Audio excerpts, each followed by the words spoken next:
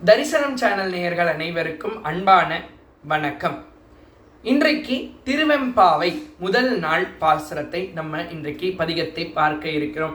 மார்கழி மாதம்னு வந்தாலே சைவம் வைணவம் இரண்டிற்குமே கொண்டாட்டம் தானே. மார்கழி மாதத்திலே ஆண்டாள் நாச்சியார் அருளி செய்த திருப்பாவையை நாம ரசித்து வந்தோம். அதே போல இன்றைக்கு திருவெம்பாவையும் நாம் ரசிக்க இருக்கிறோம். ஆக மார்கழி மாதத்திலே ஒரு கொண்டாட்டமான மாதங்களாக அடியார்களுக்காகவே இறைவன் விழாக்களை கண்டருளி நமக்கு அருள் செய்கிறார் என்றுதான் நம்ம சொல்ல வேண்டும். அப்படி நாம மார்கழி மாதத்திலே திருவெம்பாவையினுடைய முதல் நாள் பாசுரத்தை நம்ம பார்க்க போகிறோம். அதோடு ஒரு சைவ அடியாரை பற்றியும் தெரிந்து கொள்ள போகிறோம். இப்படித்தான் 20 நாட்கள் நம்ம பயணிக்க போகிறோம். வாருங்கள், முதல் நாள் பாசுரம் என்னவென்று பார்த்துவிட்டு வரலாம். ஆதியும் அந்தமும் இல்லா அருட்பெரும் ஜோதியே, யாம் பாட கேட்டேயும் வாழ்த்தடங்கன் மாதே வளருதியோ, வன் செவியோ நின் செவிதான் மாதேவன் வார்கழல்கள் வாழ்த்திய வாழ்த்தொழிவோய், வீதிவாய் கேட்டலுமே விம்மி விம்மி மெய் மறந்து போதார் அமளியின் மேல் நின்று புரண்டு எங்கன் ஏதேனும் ஆகான் கிடந்தாள் என்னே என்னே ஈதே ஈந்தொழி பரிந்தேலோர் எம்பாவாய். இதுதான் நம்ம மாணிக்கவாசக பெருமான் அருளி செய்த திருவெம்பாவையினுடைய முதல் நாள் பாசுரம். இப்போ ஆதியும் அந்தமும் இல்லாதன்னு ஆரம்பிக்கும் பொழுதே அது சிவபெருமானினுடைய ஒப்பற்ற தன்மையினை சொல்கிறது. தந்தையும் தாயும் போல் அவன் இருப்பான், ஒரு தந்தையும் தாயும் அவனுக்கில்லை என்று சொல்லி நம்ம கண்ணதாசன் சொன்ன மாதிரி ஆதியும் அந்தமும் இல்லான்னு சொல்லிட்டு தான் ஆரம்பிக்கவே செய்கிறார். அப்போ அப்பேற்பட்ட எம்பெருமானினுடைய கருணையை இந்த முதல் பாட்டுல எப்படி சொல்றார்? அவர் தோழியை எழுப்புகிறார். அவரும் ஒரு பெண் பாவத்திலே நாயகி பாவத்திலே பாடியிருக்கிறார். மாணிக்க வாசகர் சைவத்திலே பல இடங்களிலே நாயகி பாவத்தை பயன்படுத்தி இருப்பார். அதே மாதிரி வைணவத்தில் நம்ம பார்த்தோம் என்றால் ரொம்ப பிரசித்தமாக பல ஆழ்வார்கள் பாடியிருந்தும் திருமங்கை ஆழ்வார் பெண்ணாக தன்னை பாவித்து பாடிய பாடல்கள் எல்லாம் மிக இனிமையாக கேட்டுக்கொண்டே இருக்கலாம். பொன்னிவர் மேனி மரகதத்தின் பொங்கிளம் சோதி அகலத்தாரம் என்று தொடங்கக்கூடிய அந்த பாடல் ரொம்ப அற்புதமான ஒரு பாடல். அப்போ இப்ப என்ன சொல்ற? ஆதியும் அந்தமும் இல்லாத பெருஞ்சோதியான பெருமானை நான் பாடுவதை கேட்டுவிட்டும் நீ உறங்கிக் கொண்டு இருக்கிறாயே அப்படிங்கிறார். அங்க நீராட போறத பத்தி ஆண்டாள் நாச்சியார் சொல்றார். இங்க மாணிக்க வாசக பெருமான் தூக்கத்திலேருந்து எழுப்புறார். நம்மள முதல்ல தூக்கத்திலேருந்து எழுப்புறா. எப்படி தூக்கத்திலேருந்து மாணிக்க வாசகர் எழுப்புறாருன்னு பாருங்களேன். நான் ஆதியும் அந்தமும் இல்லாத ஒரு பெருமானை பற்றி, ஒப்பற்ற மூர்த்தியை பற்றி, உலகாளும் தெய்வத்தை பற்றி கூறுகின்ற பொழுது கூட உனக்கு தூக்கம் வருகிறது என்றால் உன் ஆன்மாவை நான் என்னவென்று சொல்வது? இந்த ஆன்மா கடை தேர வழியே இல்லை, நீ எழுந்தாலன்றி ஆகாதுங்கிறத தான் சொல்றார் பாருங்க. இன்னும் உறங்குகிறாயே, உன் காது என்ன ஓசை புகாத காதா? நம்ம காலத்துல இப்பெல்லாம் ஒரு வார்த்தை வச்சிருக்கிறோம், காது கேட்காதவங்களுக்கு ஒரு வார்த்தை வச்சிருக்கோம். இதை நான் இங்க சொல்ல விரும்பல, உங்களுக்கு கற்பனைக்கே நான் விட்டுடுறேன். அப்போ அந்த வார்த்தையை சொல்லி நம்ம காலையில திட்டு வாங்குறோம். காலையில ஒழுங்கா எழுந்துக்கலன்னா அப்போ மாணிக்கவாசக பெருமான் எவ்வளவு அழகாக எழுப்புகிறார் பாருங்க. உன் காது என்ன ஓசை புகாத காதோ, வன் செவியோ நின் செவிதான். எவ்வளவு அழகா சொன்னார் பாருங்க. மகாதேவ பெருமானாக இருக்கக்கூடிய சிவபெருமானினுடைய கழலடியை நாங்கள் புகழ்ந்து பாடி வந்து கொண்டிருக்கிறோம். அந்த பாடல்களின் ஒளி சென்று தெருவின் கண் கேட்ட உடனே அந்த பாடல் நான் பாடுற பாட்டு இந்த தெருமுனையில கேட்கும் பொழுதே நீ விம்மி விம்மி அழுது எம்பெருமானின் கருணையை தேட வேண்டி ஓடிருக்க வேண்டாமோ, இன்னும் தூங்கிட்டு இருக்கியே என்று தூக்கத்தில் இருக்கக்கூடிய மனதை எழுப்ப பார்க்கிறார் மாணிக்க வாசகர் இந்த பாடல்ல.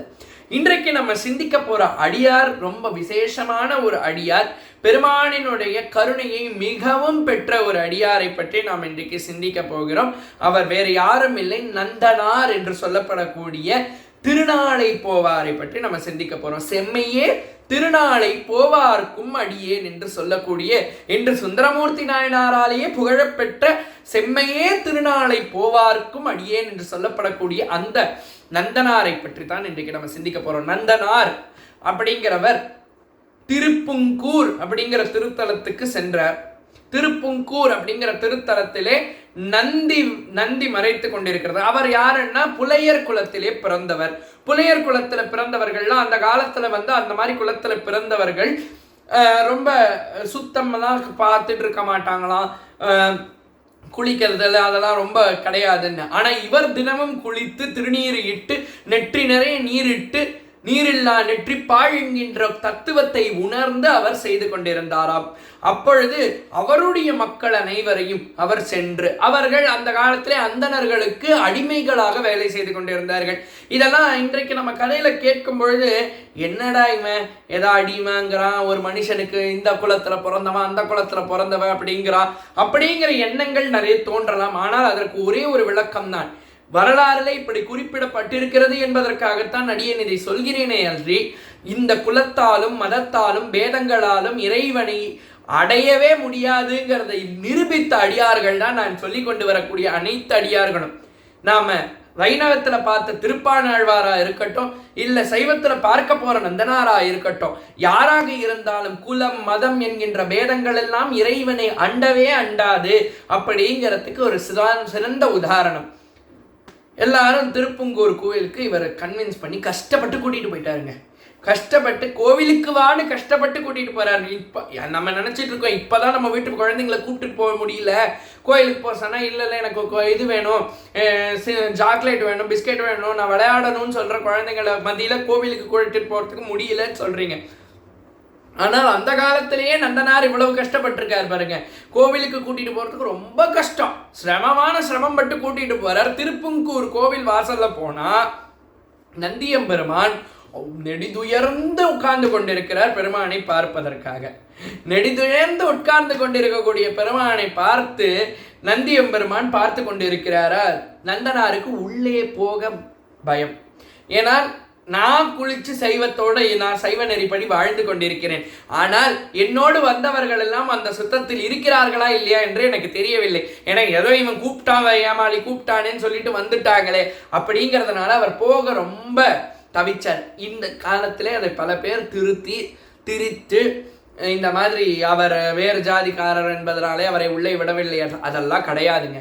தயவு செஞ்சு புரிஞ்சுக்கோங்க. எந்த ஒரு வரலாற்றை நாம் எடுத்துக்கொண்டாலும் அந்த வரலாற்றில் இருக்கக்கூடிய உண்மை தன்மையை ஆராயுங்கள்.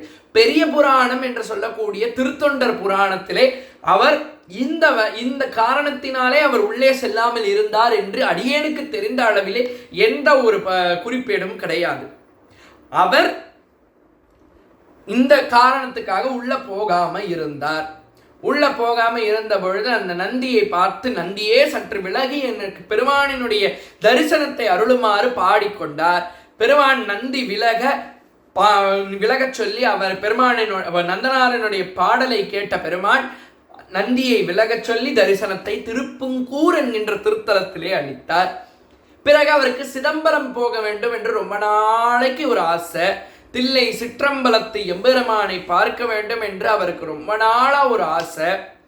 அந்த குஞ்சித பாதனை, அந்த பதஞ்சலிக்கும் வியாக்கிரவாதருக்கும் அருளிய பெருமானை, அந்த கோவிந்தராஜன் மைத்துனனை, அந்த சிவகாமியின் கணவனை பார்க்க வேண்டும் என்று அவருக்கு ஒரு ஆசை. எடுத்தந்தானடி தில்லையிலே அதை பாட வந்தேன் அவன் எல்லையிலே. அப்படி எல்லோரும் அவன் எல்லைக்கு செல்ல வேண்டும் என்று தானே ஆசைப்படுகிறோம். அப்படி போக வேண்டும் என்ற ஆசை. அவர் ஆசான் அதற்கு ஒத்துக்கொள்ளவே இல்லை. 40 வேலி நிலத்தை உழுதுவிட்டு நீ செல்லலாம் என்றார். எம்பெருமான் அவருக்கு அருள் செய்து அதையும் முடித்து விட்டார். அடுத்த நாள் போலாம், நாளைக்கு போலாம்னு சொல்லி தாழ்த்தி கொண்டே இருந்ததனாலே அவருக்கு பெயரே திருநாளை போவார் என்று ஆகிவிட்டது. அந்த திருநாளை போவார் என்ற ஆன அந்த நந்தனார் சிதம்பரத்துக்கு செல்கிறார். சிதம்பரத்து செல்லுகின்ற பொழுது சிதம்பரத்துக்கு செல்கிறார். சிதம்பரத்துக்கு செல்லும் பொழுது தில்லை 3000 பெருமான் கனவிலே சென்று கட்டளை இடுகிறார். எமது பக்தன் நந்தன் வந்திருக்கிறான், அவனை சன்னதிக்கு அழைத்து வாரும். எமது பக்தன் நந்தன் வந்திருக்கிறான், அவனை சன்னதிக்கு அழைத்து வாரும். எமது பக்தன் நந்தன் வந்திருக்கிறான், அவனை சன்னதிக்கு அழைத்து வாரும். 3000 தில்லை 3000 ஒவ்வொருவருக்கும் அவர் கட்டளை இடுகிறார். எல்லோரும் வந்து நந்தனை எதிர்கொண்டு நந்தனாரை எதிர்கொண்டு அழைக்கிறார்கள். நந்தனார் சொல்றார், நான் வரமாட்டேன், என்னதான் இருந்தாலும் இது எம்பெருமானினுடைய இடம், நான் வரமாட்டேன். அதனாலே தீயை மூட்டி தானே அந்த தீயில இறங்கினார். இறங்கி வந்தவுடனே எம்பெருமான் சொரூபமாக, இறை சொரூபமாக அவர் எதை நினைந்து கஷ்டப்பட்டாரோ அந்த அடையாளங்கள் எதுவுமே இல்லாமல் அவர் நேரே சென்றார் தில்லையம்பதிக்கு. எம்பெருமான் நடராஜன் ஆடிக்கொண்டிருக்கிறாரே மானாட மழுவாட, அந்த பெருமானினுடைய ரூபத்திலே ஐக்கியமாகி கொண்டார். நான் இந்த கதையை சொல்லக்கூடிய ஒரு காரணம் என்னவென்று பார்த்தால், எழுப்புதல் அப்படிங்கிறது இந்த மாணிக்கவாசக பெருமான் நமக்கு அருளி செய்த பதிகத்திலே நமக்கு சொல்லக்கூடியது. எழுப்புதல் அப்படின்னா என்னங்க?